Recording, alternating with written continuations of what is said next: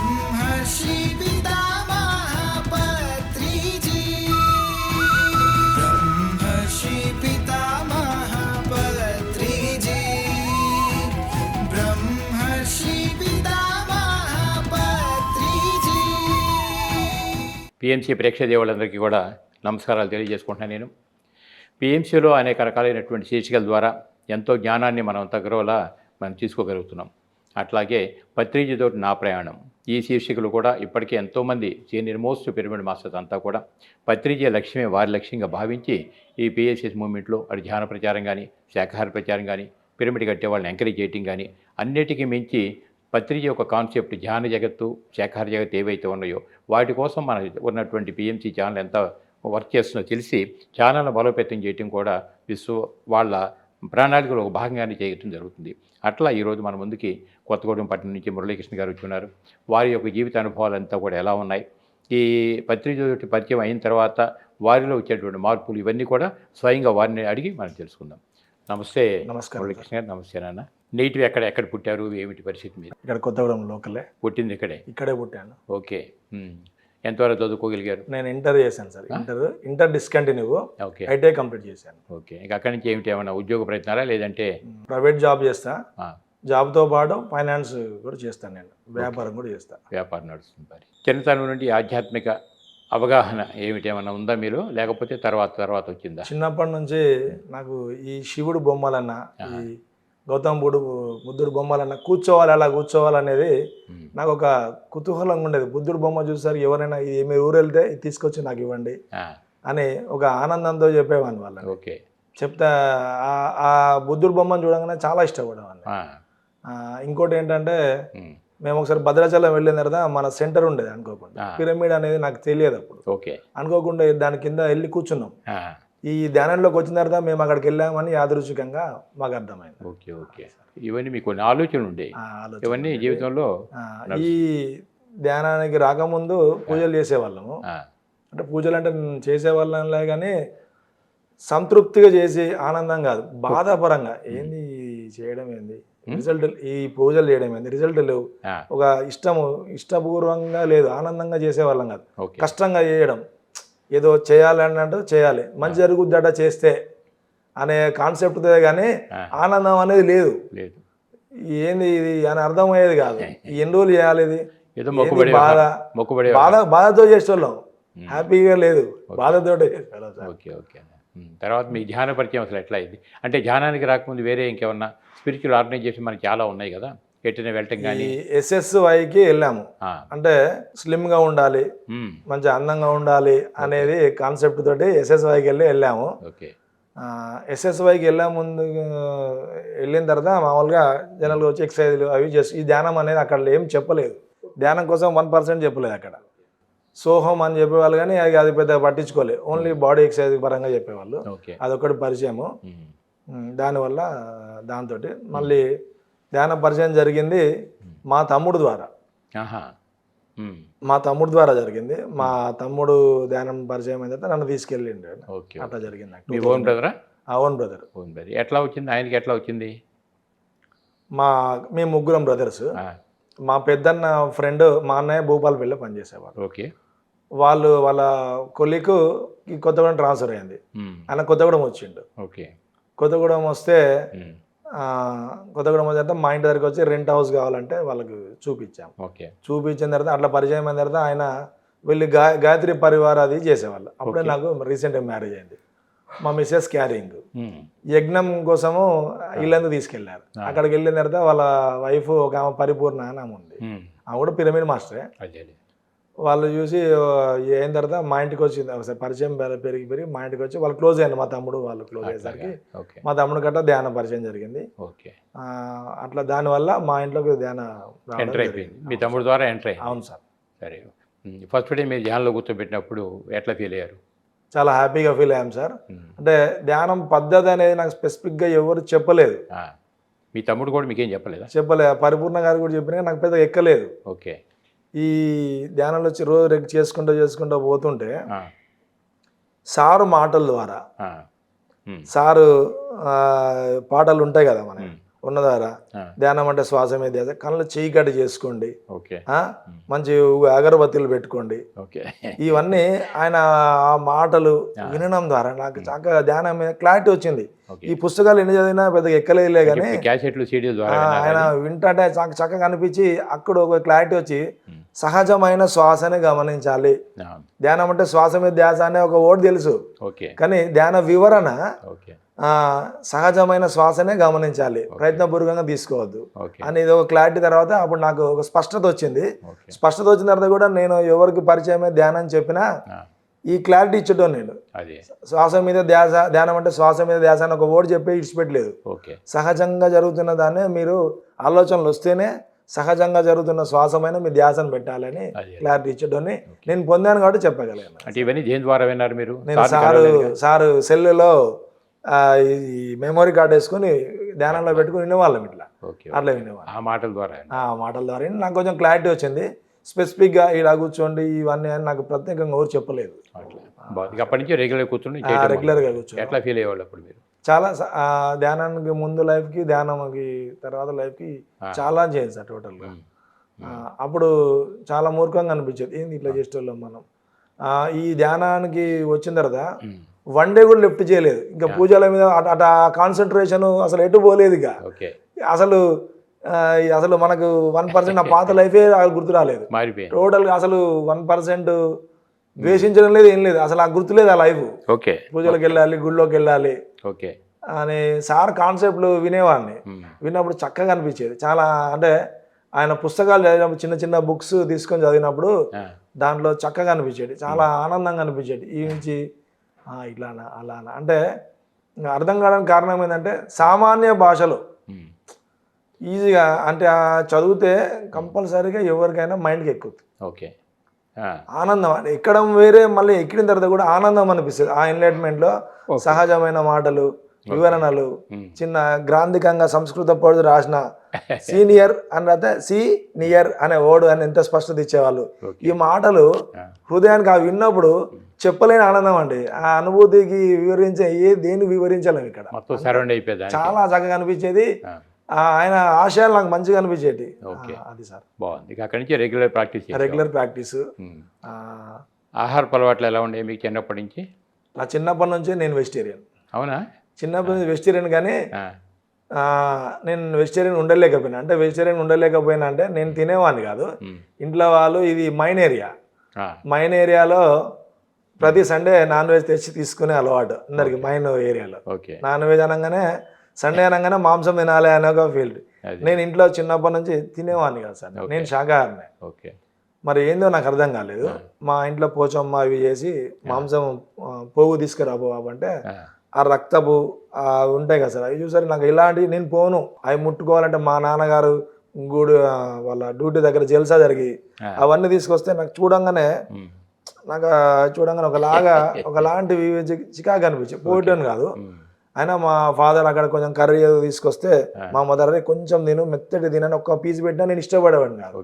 సరే తిన్నా కానీ బాధాపరంగా అట్లా నేను వెజిటేరియనే. మా ఇంట్లో సండే వస్తే ఏంది రా నీతో బాధ, మేమందో కర్రీ చేసుకుంటే సపరేట్ నీకు చేయాలా, నాకు పెట్టపోయినా బాగాలేదు, కారం పొడేసి పెట్టండి అని పెట్టి కారం పొడేసి పెట్టేవాళ్ళు నాకే.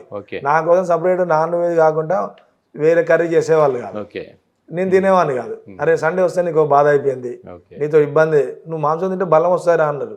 అయినా నేను వినిపించుకునే విధంగా ఉండేటాను కాదు, నేను తినేటోని కాదు. ఇక అది తింటే ఒక చిన్న తిన్నా కానీ ఏదో బాధానకంగా మా మదర్ ఎంతో ప్రేమగా పెట్టాలి, మెత్తేనా తిన్నానా అన్నా కానీ నాకు లోపల రుచించేది కాదు, ఒక బాధ, వద్దు అనే ఫీల్లో ఉండేవాడు సార్. రైట్ అండి. మరి ఇప్పుడు పత్రిసారి చెప్పడం, ఆయన క్యాసెట్స్ అన్ని బాగా విన్నారు కదా మీరు. విన్నప్పుడు ఆయన సాధనతో పాటు స్వాధ్యాయం కావాలని చెప్పి అన్నారు, అంటే మంచి బుక్ చదవమని చెప్పని. అట్లా వాటి మీద మీ అభిప్రాయం? స్వామి రామ బుక్ చదివాను ఫస్ట్ నేను. పత్రిసారి చెప్పింది స్వామి రామ బుక్ అన్నది చాలా మంచి పుస్తకము. నా లైఫ్ జర్నీలో, స్పిరిచువల్ జర్నీలో ఫస్ట్ చదివిన పుస్తకం అదే. చాలా బాగా అనిపించింది నాకు. దాంట్లో కొన్ని అనుభవాలు చెప్పమంటే చెప్తాను నేను. ఒకటి ఇంపార్టెంట్, సారు స్వామి రామ దగ్గర వాచ్ ఉండేది ఒకటి. వాచ్ ఉన్నదంటే వాళ్ళ దగ్గర ఒక శిష్యుడు ఉండేవాళ్ళు. ఆ శిష్యుడికి ఫారినర్ ఎవరు వచ్చి స్వామి రామ గిఫ్ట్ ఇచ్చారు. అది పెట్టుకున్న తర్వాత వాళ్ళ శిష్యుడు ఏది మాట్లాడినా ఎటు తీసుకుపోయి ఆ వాచ్ కాన్సెప్టే చెప్పేటాడు. సరే సార్ ఏం చేస్తారంటే సరే ఇక అనేసి స్వామిరామ గారు ఒకరోజు టూర్కి వెళ్ళారు. టూర్కి వెళ్ళి ఆ వాచ్ వాళ్ళ ఆశ్రమంలో పెట్టి వెళ్ళారు. వెళ్తే సార్ వెళ్ళిన తర్వాత ఈ అబ్బాయి తీసుకొని ఫరారైంది. ఫరారైన తర్వాత ఇంకా సారు ముఖం చూడలే, ఈ ఆశ్రమం రాలి దొంగతనంగా. ఒకరోజు స్వామిరామ గారు రైల్వే స్టేషన్లో అవపడ్డారు. అవపడంగానే ఈ శిష్యుడు చూసి అక్కడ ఈయన ఏమనుకోలేకపోయి, సార్ క్షమించండి నేను దొంగతనం చేశాను, ఇగో ఇది సార్ అంటే, అరే ఇది నాకు ఉపయోగపడడం వల్లే, నువ్వు అది తెచ్చుకొని వెళ్ళినావు కదా, నీ జీవితంలో బాగుపడడానికి ఏదో ఒక ఉపయోగపడితే చాలు నాకే అని సార్ అన్నారు. ఈ అనుభవం నాకు ఈ పుస్తకంలో అనుభవపడితే నా నిత్య జీవితంలో నాకు కూడా వచ్చింది.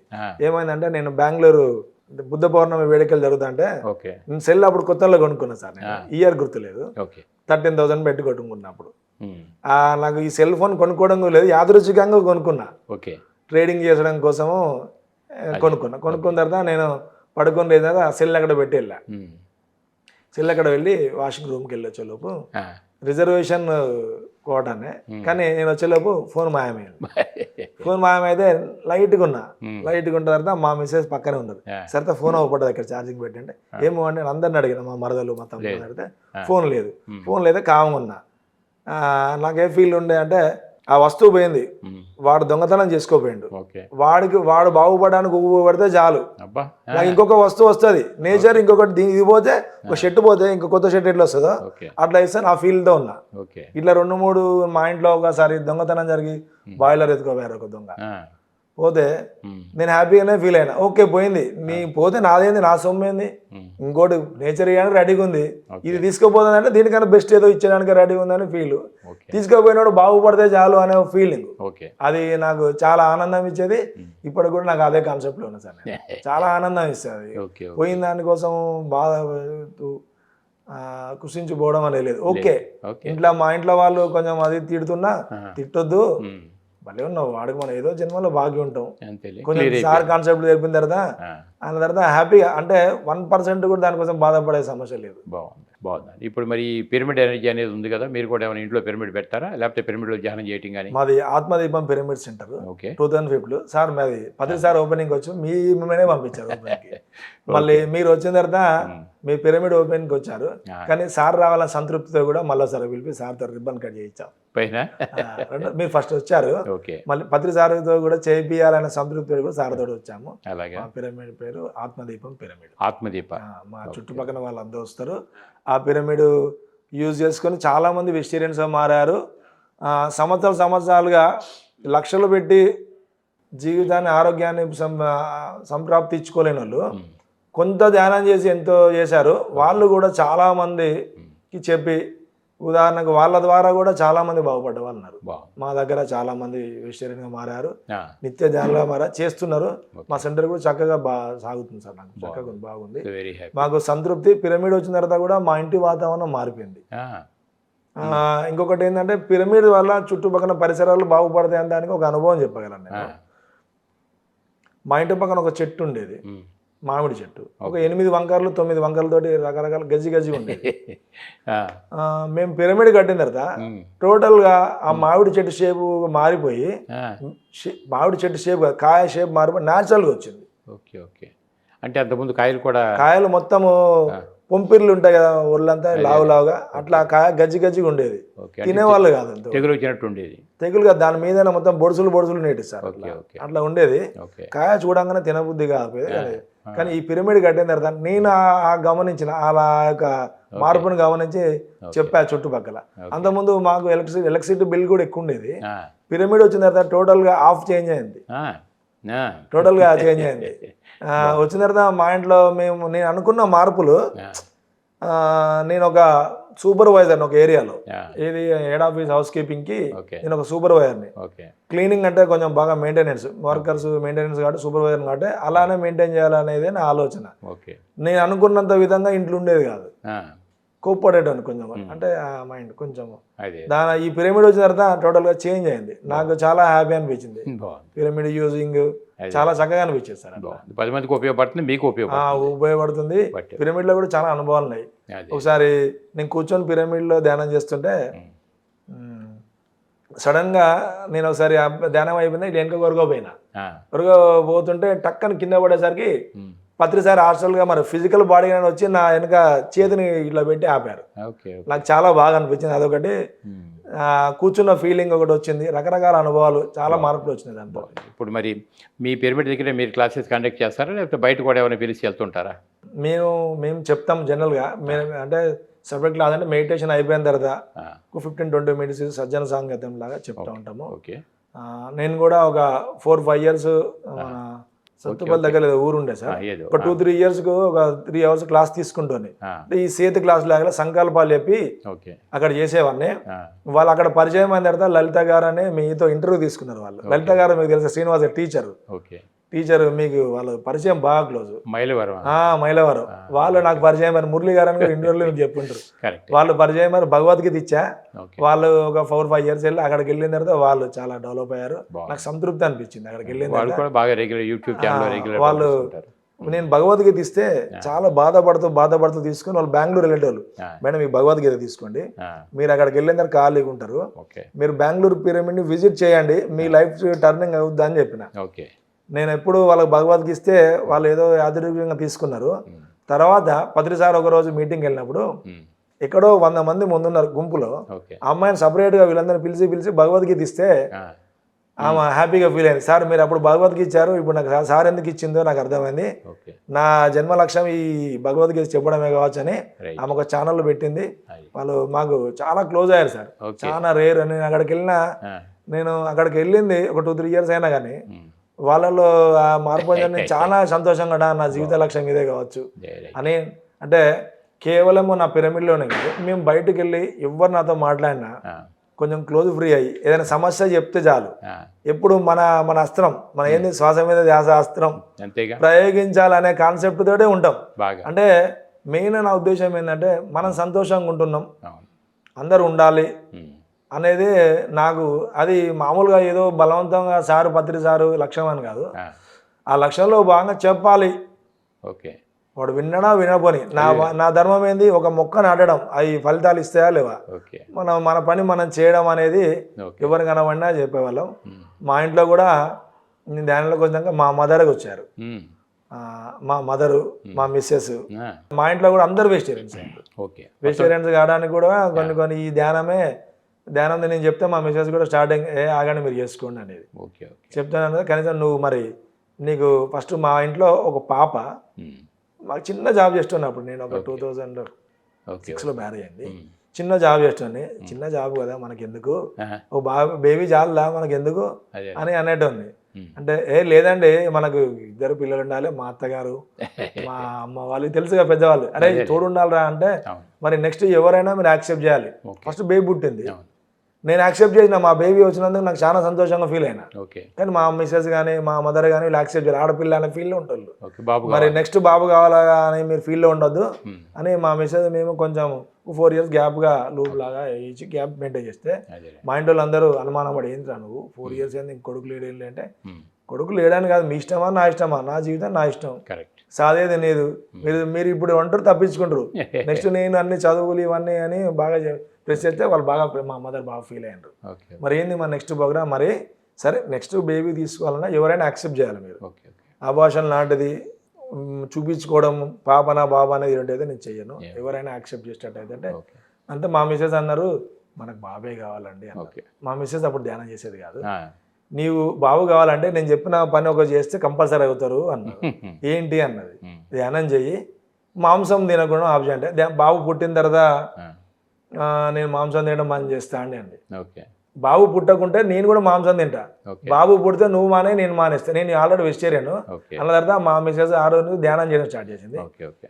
2010 డిసెంబర్ 23న మాకు బాబు పుట్టిండే. మా మిస్సెస్ ఇంకా ఆ రోజు నుంచి మా ఇంట్లో టోటల్ శాకాహారులం సార్. ఎవరు వచ్చినా వెజిటేరియనే, ఏ ఫంక్షన్ జరిగినా వెజిటేరియనే. మా బస్సులు అందరూ మనం బాబున వాళ్ళు అంటారు. మాకు బ్రాండ్ ఏదైనా ఈ పోలేరమ్మ ఇవి పిలవడానికి కూడా భయపడతారు, వీళ్ళు తినరు అవి అని ఒకలాంటి, వీళ్ళ ఇంటికి వెళ్ళాలంటే వెజిటేరియన్ అని. ఆ రోజు నుంచి మా ఇంట్లో వెజిటేరియన్గా. ఇంకో అనుభవం ఏంటంటే, బుక్స్ ఏం చదువుతున్నారు మీరు? నేను ధ్యాన జగత్ కంపల్సరీ చూస్తాను.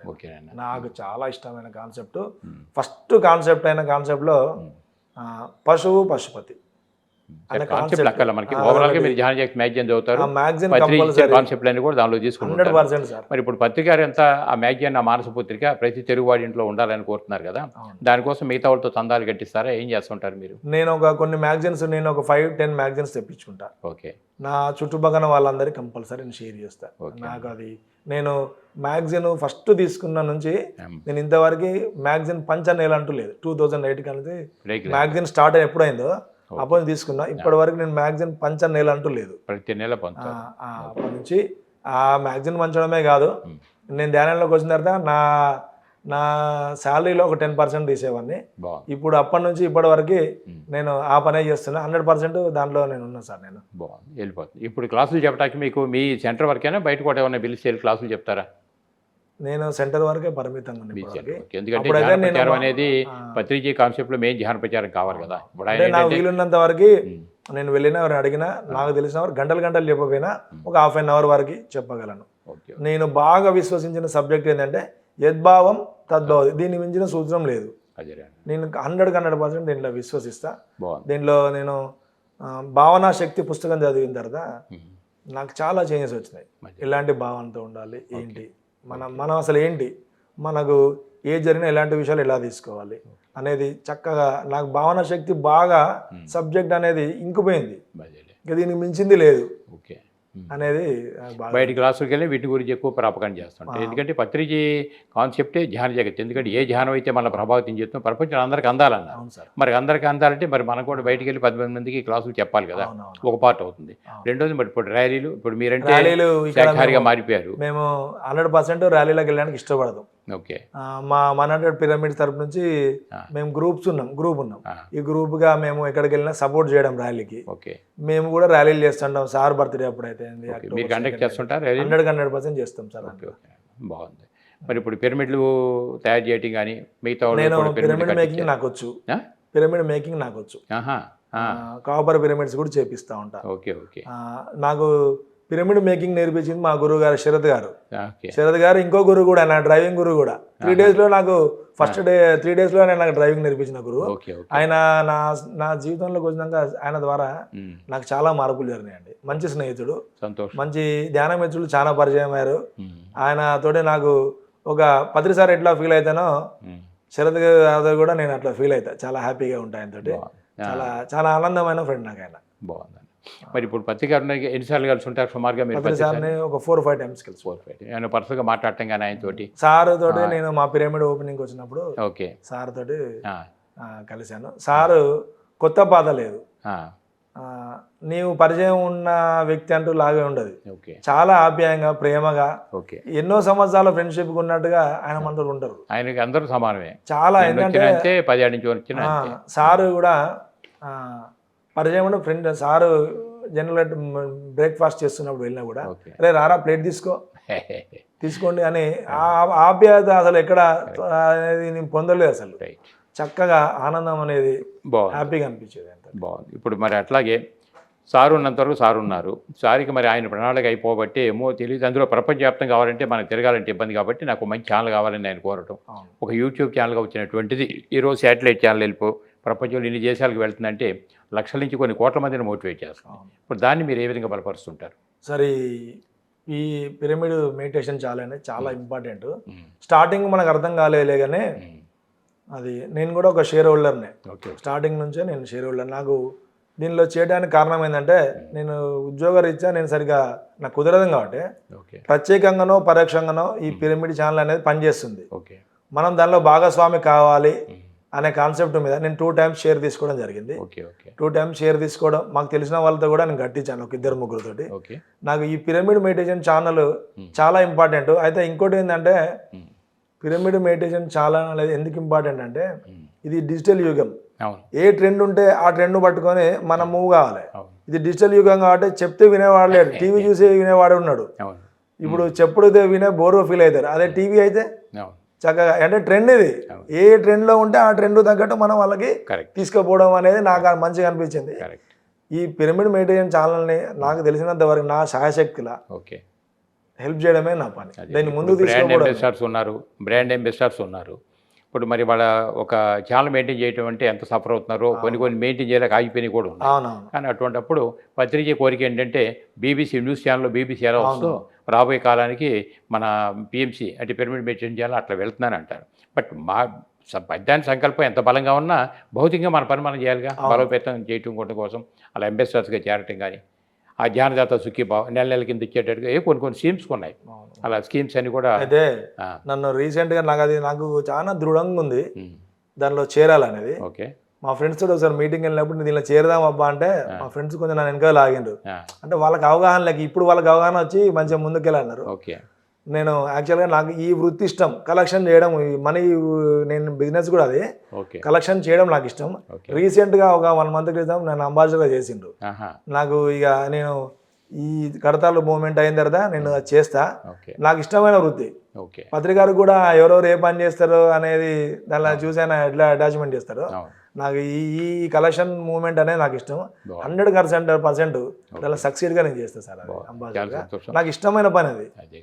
ఇప్పుడు మరి ప్రతి సంవత్సరం డిసెంబర్లో మనకి ధ్యాన మహాయాగాలు నడుస్తుంటాయి కదా. అవును సార్. కట్టాల్లో నడుస్తుంటాయి. వాటికి వస్తుంటారా? 100% మా ఫ్యామిలీ అందరం వస్తాం. కొత్త వాళ్ళని కూడా తీసుకొస్తారు. నేను మా కొత్తగూడానికి కడతాలకి కలెక్షన్ కింగ్ అని అనుకోవచ్చు. బుక్స్ నేను తీసుకొని మంచిగా కలెక్షన్ చేసి ఇస్తా ఉంటా. మా ఫ్రెండ్స్ అందరూ మంచిగా కలెక్ట్ చేస్తారు. మంచి టీం ఉంది సార్ కొత్తగూడలో. ఇప్పుడు మాకు హ్యాపీగా ఉంది. ఈ పిరమిడ్ కట్టడం ద్వారా మీరు మంచి మాస్టర్గా తయారయ్యారు. మంచి టీం ఏర్పాటు చేస్తున్నారు. మా పిరమిడ్ ఇంజనీర్ కూడా శరత్ గారే. శరత్ గారి. ఓకే. వారి ద్వారా వాళ్ళ స్నేహం అయిన తర్వాతనే రైట్. ఇక మీ గ్రూప్ అంతా కలిసి ఇప్పుడు పిఎంసీ అంబాసిడర్స్గా ఉన్నారు కాబట్టి ఇక దాన్ని కూడా బలపరచడం ద్వారా పత్రిక ఆశయాలు మీరు బలపరచడంలో అవుతుంది. సో వెరీ హ్యాపీ నాన్న. బాగుంది. మరి ఫైనల్గా ఇప్పుడు మీ జీవితంలో మీరు పొందినటువంటి అనుభూతులు కానీ, మీ జీవితంలో జ్ఞానపరంగా మీరు ఎదిగినటువంటి ఎదుగుదల కానీ, పిఎంసీ చూడటం ద్వారా ఎంత మీకు జ్ఞానం పెరిగింది ఏమిటి, ఇటువంటి విషయాలన్నీ కూడా మరి పిఎంసీ ప్రేక్షకుల దృష్టిలో పెట్టి మీరేం చెప్తారు? మీ సూచన ఏమిటి వాళ్ళకి? పిరమిడ్ మెడిటేషన్ ఛానల్ అనేది చాలా ఇంపార్టెంట్. అంటే ప్రపంచంలో మనం ఎక్కడికి వెళ్ళి వాళ్ళ అనుభవాలు వినలేము. పిరమిడ్ మెడిటేషన్ ఛానల్ అనేది ప్రతి ఒక్కరి ఇంటికి వెళ్ళి వాళ్ళ అనుభవాలను షూట్ చేస్తుంది. ఆ వినడం ద్వారా మన జీవితంలో సంఘటనలో మనం బయటికి రాలేని బ్లాక్స్ అన్ని ఈ పిరమిడ్ మెడిటేషన్ ఛానల్లో ప్రసరించే ప్రోగ్రామ్స్ ద్వారా మనకి ఏదో ఒక బ్లాక్ నుంచి బయటపడి మనం వస్తాం. అయితే నేను చిన్నప్పటి నుంచి న్యూన్యత భావన ఉండేది. కానీ ఈ మెడిటేషన్లో వచ్చిన తర్వాత, ఈ అనుభవాలు విన్న తర్వాత దీని ద్వారా నేను చాలా బయటకు వచ్చా. అంటే మనం జీవితంలో అన్నీ జరిగిన సంఘటనలన్నీ మన కష్టానికి నష్టానికి అనుకుంటాం. కానీ మన ఎదుగుదలకు అనేది దీంట్లోకి అర్థమైంది నాకు వచ్చి. ఈ పాత అనుభవాలు అనేది ఈ ధ్యానంలో రాన ముందుకు ధ్యానంకి వచ్చిన తర్వాత అనుభవాల్ని ఎట్లా పాజిటివ్గా తీసుకోవాలి అనేది, ఆ పాత అనుభవాల జ్ఞాపకాలను అందరూ భారంగా మోస్తున్నాం. ఇప్పుడు అవన్నీ లేదు, ఆనందంగా ఉంది. ఆ అనుభవాలు లేకపోతే మన ఎదుగుదలే లేదు. అవన్నీ నన్ను, ఆ అనుభవాలే నాకు ఈ పరిస్థితికి తీయడానికి కారణం, ఉన్నతంగా జీవించడానికి కారణం అనేది నాకు అర్థమై ఇప్పుడు హ్యాపీగా ఉంది, చాలా హ్యాపీగా ఉంది. అప్పటికి ఇప్పటికి చాలా చేంజ్. మెడిటేషన్ అనేది కంపల్సరీ మన వంతుగా మనం చేయాలి. మన కోసము, మన చుట్టుపక్కల వారి కోసం కూడా మనము ప్రచారం చేయాలి. శాకాహార జగత్ చేయాలి. పిరమిడ్ జగత్ అనేది చాలా ఇంపార్టెంట్ అండి. పిరమిడ్ ఒక పిరమిడ్ గొప్ప క్షేత్రము. ఆ పిరమిడే రోజు మనం గుర్తు చేస్తే ధ్యానం చేయించాలని, మనం పిరమిడ్ కట్టుకున్న ధ్యానం చేయించాలని ఒక గొప్ప, అది విశ్వశక్తి గ్రాహకము. మనము పిరమిడ్లో ధ్యానం చేయడం మనకు లాభం. పిరమిడ్లో ధ్యానం చేయడం వల్ల అది కూడా విశ్వశక్తికి గ్రహరించి మనకి ఇస్తుంది. దానివల్ల మనకు లాభాలే తప్ప పైసా పెట్టుబడి లేదు. ఒక ఇన్స్ట్రుమెంట్ రెడీ చేసుకుంటే ఎప్పుడు మనకి ఇస్తూనే ఉంటుంది. ఒక ప్రవాహం లాగా, అంతులేని ప్రవాహం, అనంతమైన విశ్వశక్తిని దాంట్లో కేంద్రీకృతం చేసుకుంటుంది. మనము ఎంతో కష్టపడి సాధించేది ఒక 5-6 గంటల్లో సాధించేది ఒక హాఫ్ అన్ అవర్లో మనం పొందగలం. అది మన స్వలాభమే. పిరమిడ్ చాలా ఇంపార్టెంట్. పరిసర ప్రాంతాలలో కానీ అన్ని చేంజెస్ జరుగుతుంటాయి, చక్కగా ఉంటుంది సార్. అది పిరమిడ్ మెడిటేషన్ ఛానల్ అనేది కొంత మనము రోజుకి మన అనుభవాలు వినడం ద్వారా ఏంటంటే మన జీవితంలో కొత్త మార్పులు వస్తాయి, కొత్త విషయాలు తెలుస్తాయి. దానివల్ల మన జీవితం కొత్త కోణాలను చూడవచ్చు. అందుకే పిరమిడ్ మెడిటేషన్ ఛానల్కి అనేది నా వంతుగా నేను ఎప్పటికప్పుడు హెల్ప్ చేస్తూనే ఉంటా. నేను కూడా అంబాసిడర్గా చేశాను. 100% ఇది నాదొక బాధ్యత. ఇది నాకు ఎలా ఉద్యోగానికి, నా జీవితాన్ని భౌతికంగా నడపడానికి ఎలా ఉద్యోగం చేస్తున్నానో, ఈ పిఎంసీ కూడా అంబాసిడర్గా చేరి నా వంతుగా నేను 100% నేను చేస్తూ ఈ ధ్యాన జగత్తు, పిరమిడ్ జగత్తు, శాకాహార జగత్తు, నా వంతుగా నాకున్న జ్ఞానంలో పాటు పంచడానికి నేను సిద్ధంగా ఉన్నా. నా జీవితాన్ని ఆనందమయ జీవించడానికి హ్యాపీ. నాకు ఇవి చేయడం చాలా సంతోషం కాబట్టి నేను కంపల్సరీ చేస్తాను. Thank you. రైట్ నాన్న. So very happy. Right masters, ఇప్పటివరకు మురళీకృష్ణ గారి అనుభవంతో మీరు విన్నారు. చిన్నతనం నుండి ఎలా ఉన్నారు, ధ్యానం చేయడం ద్వారా ఏ మార్పులు వచ్చినాయి, ఎటువంటి ఆహారం తీసుకుంటున్నారు, మరి అదే ఇన్స్పిరేషన్ తోటి ఆ పిరమిడ్ ఎనర్జీస్ ఉంటుంది ఎట్లా ఉంటాయి తెలుసుకున్నారు. కాబట్టి వారు కూడా చక్కగా పిరమిడ్ నిర్మాణం చేసుకుని మరి రెగ్యులర్గా క్లాసులు కండక్ట్ చేయటం, వచ్చిన వాళ్ళందరూ కూడా మోటివేట్ చేయటం, ఇట్లా శాఖాహార విలువలు తెలియజేయటం ఒకటేనే కాదు పరిస్థితి. అంటే లోక కళ్యాణం కోసం పత్రిక ఏదైతే ఆశించారో ఆశయలో భాగంగా వీరు కూడా తిరిగి వర్క్ చేయడం అనేది మహాభాగ్యం వారు ఫీల్ అవుతున్నారు. కాబట్టి ఈ అనుభవాలన్నీ మనం ఎందుకు వింటున్నామంటే మనం కూడా ఉన్నతంగా ఎదగడానికి బట్ ఈ ప్రోగ్రామ్స్ అన్నీ మనకి ఎట్లా ఉపయోగపడుతున్నాయి ఇవన్నీ పరిగణలో తీసుకుని మీరు కూడా చక్కగా శాఖాహారిగా మారి ధ్యానిగా మారి చక్కగా ఉన్నతంగా ఆరోగ్యంగా ఆనందకరమైన జీవితం జీవించాలి. అట్లాగే లోక కళ్యాణం కోసం మన పాత్రతో మనం చేయాలనే ఉద్దేశంతో ఇంతవరకు వీక్షించే ప్రేక్షక దేవుళ్ళందరూ కూడా నమస్కారం తెలియజేసుకుంటున్నాం. మనకి నాలెడ్జ్ ఇచ్చిన మురళీకృష్ణ కూడా మనం రైట్ నాన్న. Thank you.